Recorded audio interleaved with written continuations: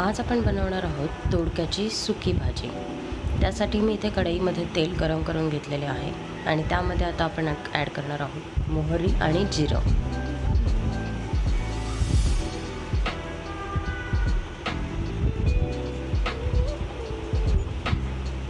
मोहरी आणि जिरं छान तडतडल्यानंतर आता आपण यामध्ये हळद आणि मिरची ॲड करून घेणार आहोत।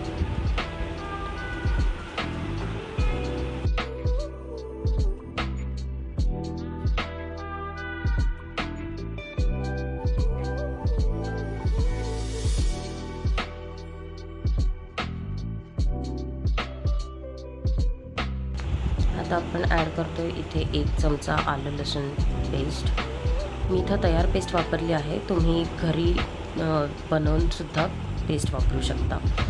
आता आपण हे मिक्स करून त्यामध्ये आपण दोडक्याचे काप ॲड करणार आहोत। मी दोडक्याची साल पूर्णपणे काढून घेऊन त्याचे बारीक काप केलेले आहेत, ते आता आपण इथं ॲड केलेत। आणि आपण ही भाजी डाळ घालून बनवत आहोत, त्यामुळे मी इथं मुगाच्या डाळीचा वापर केला आहे।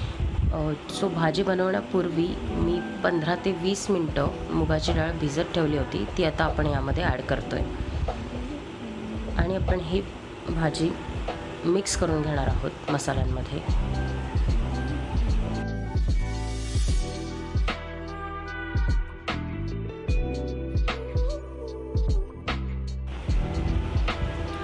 आता आपण यामध्ये 1 ते 1.5 चमचा पाणी ॲड करून ते मिक्स करून आपण भाजी वाफेवरती शिजवून घेणार आहोत।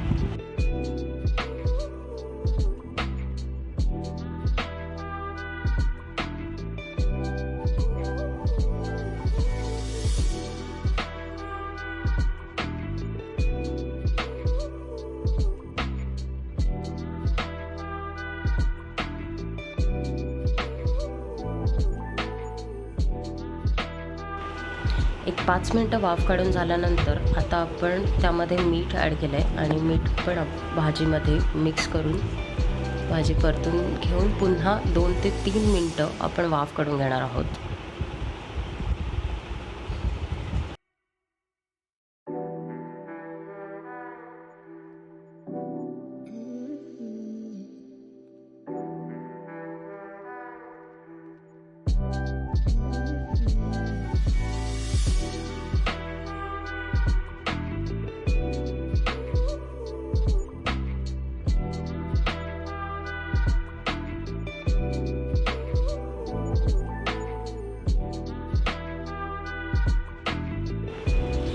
दोन ते 3 मिनिटांनी वाफ काढल्यानंतर आता तुम्ही इथं बघू शकता की पाणी पूर्णपणे आटलेलं आहे। सो आता आपण दोडका चेक करून घेणार आहोत की शिजला आहे की नाही। दोडका जर शिजला नसेल तर तुम्ही अजून 1-2 ते 3 मिनटं वाफ काढू शकता, पण इथं दोडका शिजलेला आहे, त्यामुळे आपली सुकी भाजी तयार आहे।